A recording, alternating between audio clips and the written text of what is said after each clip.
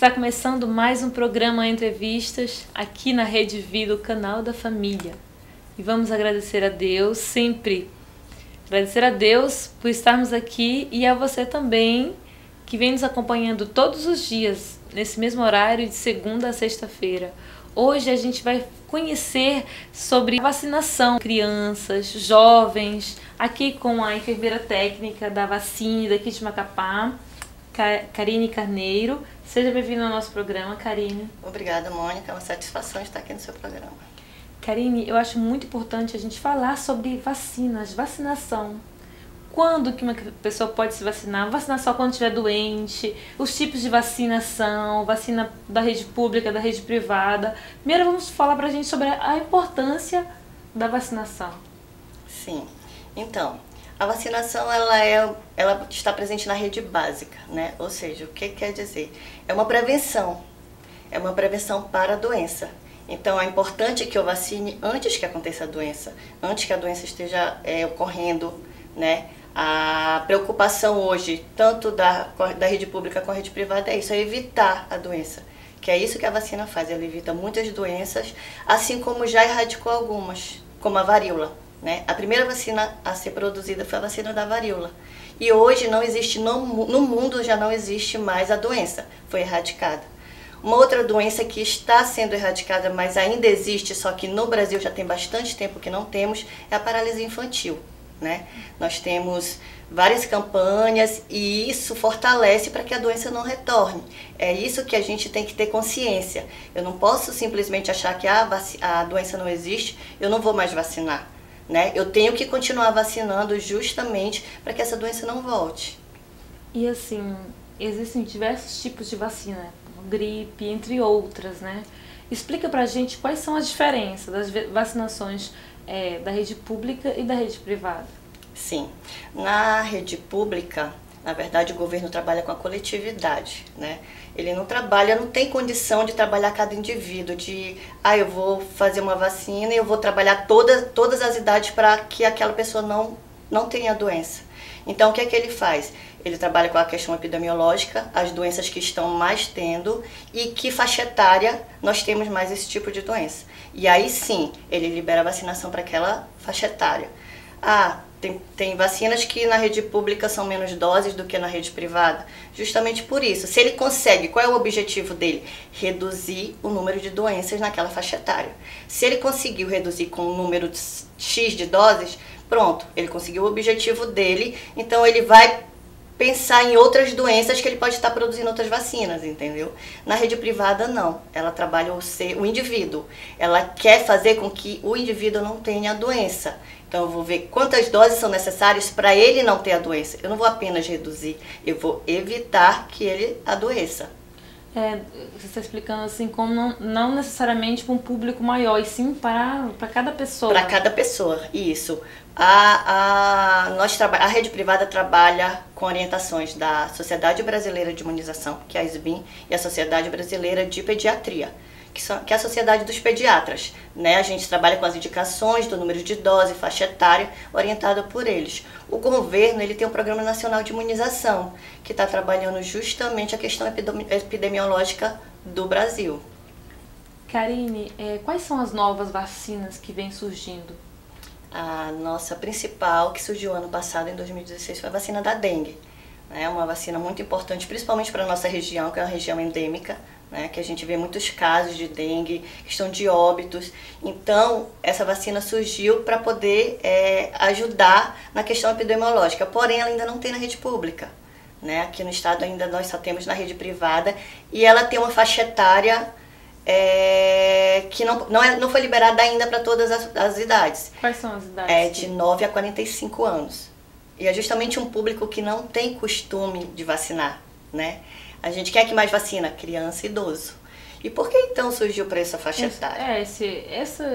Essa idade, 9 anos, né? Sim, é justamente porque é nessa idade que estava tendo maiores números de casos, entre 9 e 45 anos. Então os primeiros estudos foram feitos nessa faixa etária, e aí foi liberado, e agora está sendo feito estudos para liberar para os menores de 9 anos e os maiores de 45 anos. Mas por enquanto a gente ainda não tem dado se ela vai ser eficiente ou pode causar prejuízo né? Então a gente não foi liberada ainda. Vamos falar agora, Karine, sobre as crianças, né? O calendário pediátrico, a importância de levar as crianças, que os pais devem ter para levar as crianças, a partir de que idade? Na verdade, a criança ao nascer já faz vacina, né? São 2 vacinas que são feitas, a BCG, aquela que fica a marquinha, e a hepatite B. E o ideal é que principalmente a hepatite B seja feita nas primeiras 12 horas, com essas 2 vacinas. Então, ao nascer ela já tem que fazer vacinação. E a partir de então, ela só tem o intervalo do 1º mês. Do 2º mês e diante, até o 7º mês, por exemplo, ela faz vacina todos os meses. A gente vai trabalhar, por exemplo, 2, 4 e 6 meses, porque são vacinas que são feitas e necessitam de reforços. Então, nós temos as vacinas que são feitas 2, 4 e 6 meses, que a gente fala que são as vacinas do mês par, e a vacina de 3, 5 e 7 do mês ímpar. Aí nós temos uma diferença entre a rede pública e a rede privada, né? As vacinas da rede pública, algumas são em doses mais reduzidas, como eu falei, por conta da epidemiologia mesmo, o governo conseguiu o objetivo de reduzir o número de casos, então não achou necessidade de fazer novas doses. As vacinas de 2, 4 e 6 meses, na rede privada a gente faz a hexavalente, que é uma das vacinas mais procuradas, porque é uma vacina que ela praticamente não tem efeito colateral, que é o maior medo dos pais, né? A febre, meu filho teve febre, meu filho ficou mal. Então muitas vezes eles ficam com medo de retornar para fazer a vacina.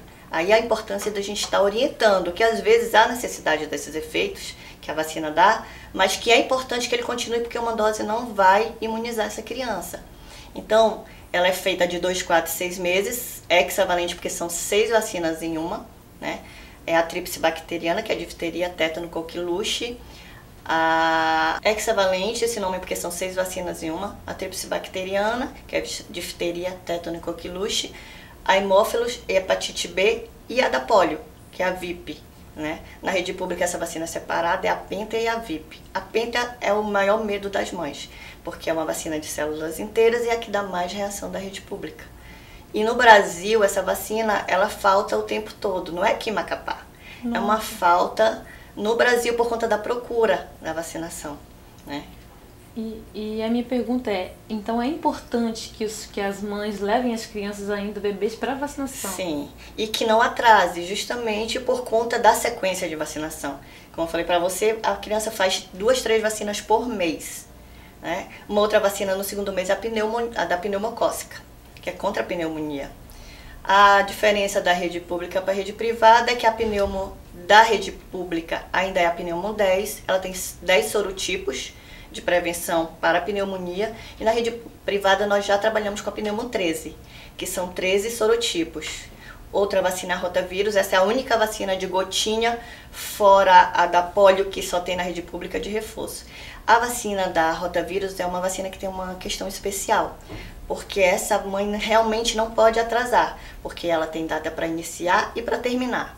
Se ela atrasar, a partir de uma certa idade a criança já não faz, diferente das outras idades que eu posso dar sequência, né? A rotavírus da rede pública, ela é monovalente, ou seja, ela tem apenas um tipo de rotavírus, ela previne contra um tipo, enquanto a da rede privada previne contra 5 tipos. Essa criança deve iniciar, é feita aos 2 meses, mas ela deve iniciar até 3 meses e 15 dias. Se ela chega com 3 meses e 16 dias, ela já não inicia mais. Aí a mãe vai no público e não faz, ela chega na clínica privada. Ah, mas eu vou pagar. A questão não é pagar ou não. A questão é porque tem alguns prejuízos que pode ocasionar a criança, né? Alguns riscos, na verdade. E aí a gente não pode fazer. E ela tem que ser concluída antes de 8 meses. Até 7 meses e 29 dias. Com 8 meses a gente já não faz mais a vacinação. E assim, então qual é a alerta que a senhora pode falar para os pais de crianças, de bebês, né? Para levarem os seus filhos para a vacinação? Sim, justamente a questão da prevenção, né? Que a gente vê que as doenças estão aí e que o único meio de preveni-las é tomando a vacina, né? Às vezes a gente vê que a pessoa só procura quando existe um surto. Ano passado nós tivemos a situação da gripe, né?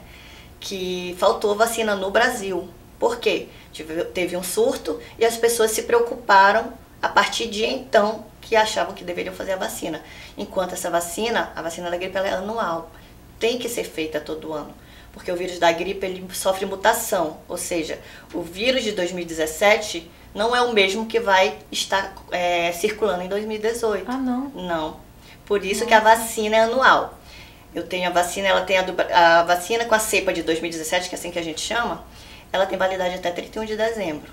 A partir de então, em março já surge uma nova cepa com um novo vírus, que é o que está circulando.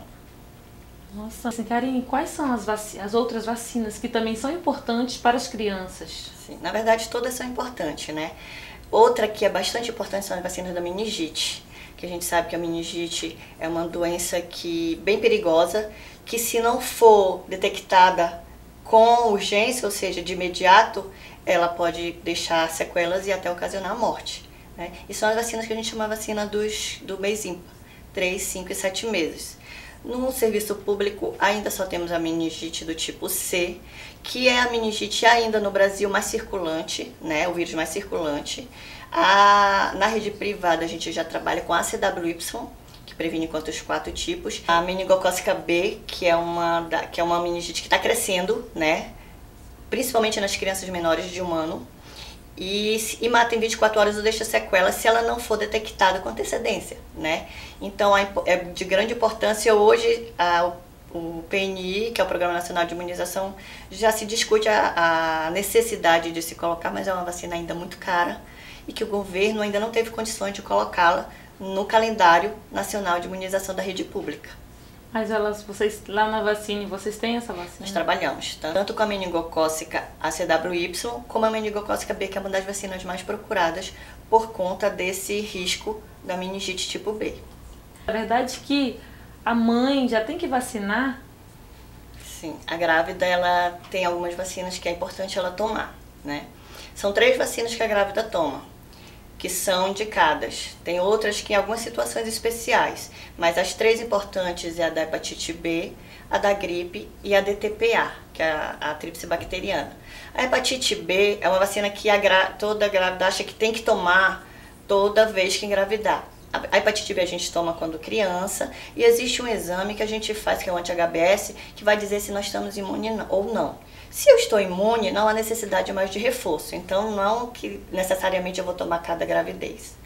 A da gripe é importante, como eu falei, é uma vacina anual, que o vírus ele sofre mutação, então cada ano é uma cepa diferente que está circulando, então eu preciso tomar.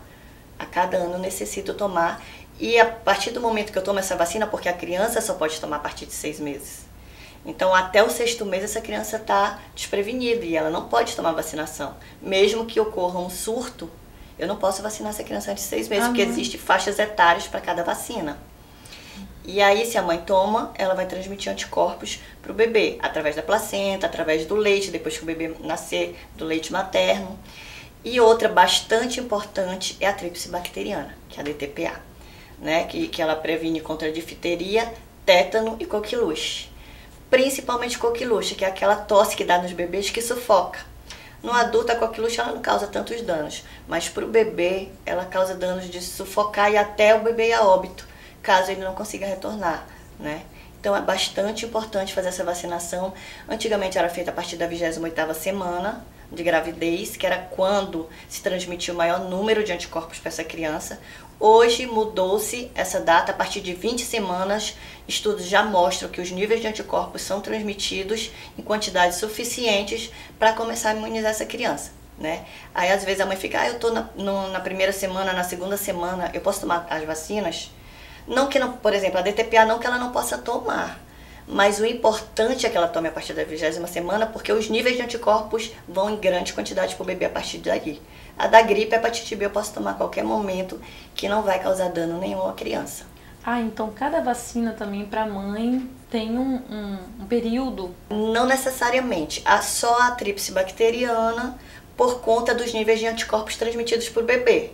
Se ela tomar antes, não vai causar nenhum mal. Mas a proteção para o bebê, que é o que a gente está querendo naquele momento, ela não vai ser completa, né?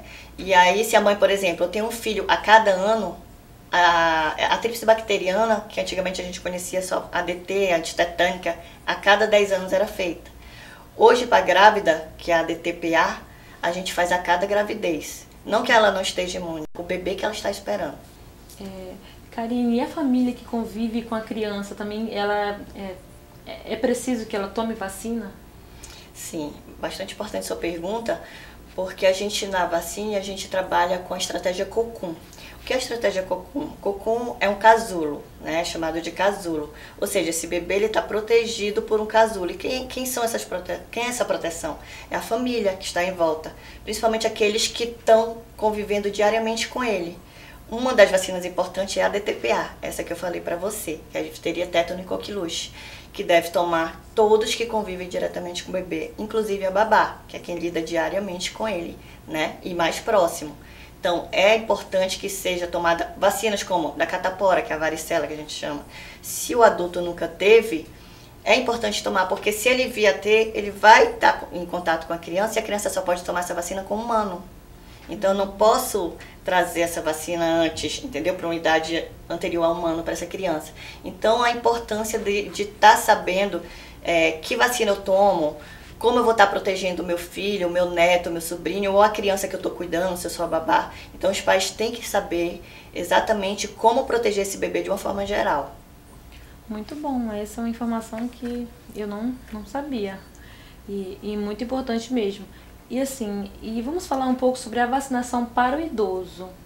Sim, o idoso tem vacinas que são importantes e específicas para a idade deles. Uma das mais importantes, além da gripe, porque a gripe a gente sabe que é uma vacina que tem que ser tomada anualmente, é a herpes zoster. A herpes zoster, a maioria dos idosos, os antigos, conhece como cobreiro, que é uma doença bem complicada, ela aparece como umas bolhas e com o tempo some, mas a maior complicação dela é a questão das dores que causam nos nervos. E aí as pessoas falam, como é que eu pego então o cobreiro ou a herpes zoster? Na verdade, ela não é transmissível de pessoa a pessoa. A herpes zoster vem do vírus da catapora. Quem teve catapora na infância, o vírus fica como se fosse escondido, guardado no sistema nervoso, nos nervos, e ele se manifesta geralmente no idoso. Por quê? Porque está com o sistema imunológico mais abalado, né? A gente sabe que o idoso, o sistema imunológico vai envelhecendo e vai necessitando de cuidados mais especiais. Então é nesse período que eu tenho uma baixa no sistema imunológico que ela se manifesta.